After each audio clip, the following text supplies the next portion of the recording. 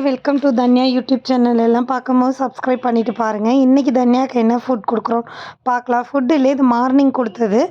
Morning நான் என்ன கொடுத்தேன்னு பார்த்தீங்கன்னா, அவல், மட்டை அவலும் தேங்காய் பால், பின்ன தேங்காய் பாலில் வந்து ஏலக்காய் போட்டு அரைச்சதில் தான் கொடுத்துருக்கேன். தேங்காய் பால் வந்து தாய்ப்பாலுக்கு ஈக்குவலானது தான் தேங்காய் பால். ஸோ அது எப்படி கொடுத்தேன்னு பார்க்கலாம். தேங்காவை நல்லா பொடிசாக அரை மூடி தேங்காவை பொடிசாக வெட்டி எடுத்துட்டேன். ஏலக்காய் சின்ன ஏலக்காய்னால 2 போட்டிருக்கேன். பெரிய ஏலக்காய்னா நம்ம ஒன்று போட்டுக்கலாம்.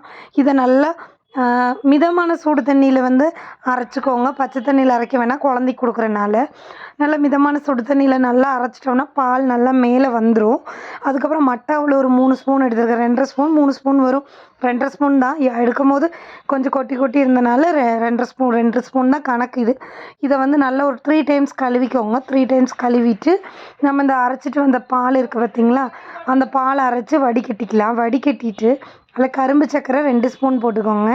2 ஸ்பூன் போட்டு நல்லா மிக்ஸ் பண்ணிக்கலாம். இங்கே பாருங்கள், ஆளுக்கு ஆல்ரெடி 2 தடவை கழுவிட்டு இது 3ஆவது தடவை கழுவுறேன். அதனால் வெள்ளை அவல், மட்டை அவல் எல்லாத்துலேயுமே டஸ்ட் அதிகமாக இருக்கும். நீங்கள் நல்லாவே கழுவிக்கோங்க.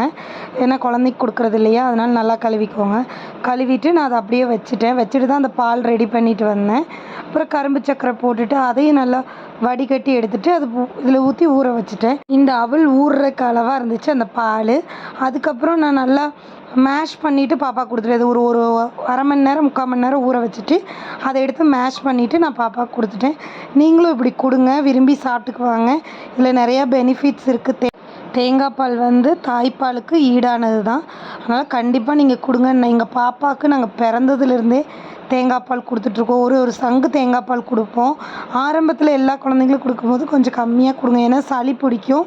எங்கள் தன்யாவை நாங்கள் குளிக்க வைக்கிறது, குடிக்க கொடுக்குறது எல்லாமே தேங்காய் பால் தான். ஒரு தேங்காய் முழுசாக எடுத்து அந்த பால் தண்ணியே கலக்காத பால் எடுத்து தான் பாப்பாவை குளிக்க வைப்போம். அப்புறம் வந்து ஒரு சங்கு தேங்காய் பால் குடிக்க கொடுப்போம். தன்யா பிறந்த புதுசில் எனக்கும் குடிக்க கொடுப்பாங்க, தன்யாவுக்கும் குடிக்க கொடுப்பாங்க. ஏன்னா தேங்காய் பாலில் நிறைய சத்து இருக்குது. தேங்காய் பால் தேய்ச்சி குளித்தா நல்ல உடம்பு நல்ல ஷைனிங்காக இருக்கும், கலராகவும் இருப்பாங்க குழந்தைங்க. நீங்கள் அதை வேணால் ட்ரை பண்ணி பாருங்கள். தேங்காய் பாலோட பெனிஃபிட்ஸு, அவளோட பெனிஃபிட்ஸு, கரும்பு சக்கரை பெனிஃபிட்ஸு நான் ஷார்ட்ஸில் போடுறேன். இந்த வீடியோ பிடிச்சா மறக்காமல் நீங்கள் சப்ஸ்கிரைப் பண்ணிடணும். குழந்தைங்க மட்டும் இல்லை, பெரியவங்களும் தேங்காய் பால் தேய்ச்சி குளிக்கலாம். பாப்பா பிறந்து நான் 30 நாள் வரைக்கும் என்னை தேங்காய் பால் தேய்ச்சி தான் குளிக்க வச்சாங்க எங்கள் வீட்டில். பாப்பா பிறந்ததுலேருந்து இப்போ வரைக்குமே நாங்கள் தேங்காய் பால் தேய்ச்சி தான் குளிக்க வைக்கிறோம். நீங்களும் உங்கள் குழந்தைக்கு ட்ரை பண்ணி பாருங்கள். உடம்பு ரொம்ப ட்ரைனஸ் ஆகாது, ரொம்ப ஷைனிங்காக இருக்கும், பார்க்கவும் நல்லா வலுவலுன்னு இருக்கும். பாப்பா ஃபேஸ் எல்லாம் அப்படியே வலுவலுன்னு இருக்கும், ஒயிட்டாகவும் வலுவலுன்னு இருக்கும். எல்லோரும் கேட்டாங்க என்ன யூஸ் பண்ணுறீங்கன்னு. பாப்பாவை என்னெல்லாம் போட்டு குளிக்க வச்சோங்கிற லிங்க் இந்த ஷார்ட்ஸுக்கு கீழே கொடுக்குறேன், அதை பாருங்கள். தேங்க்யூ.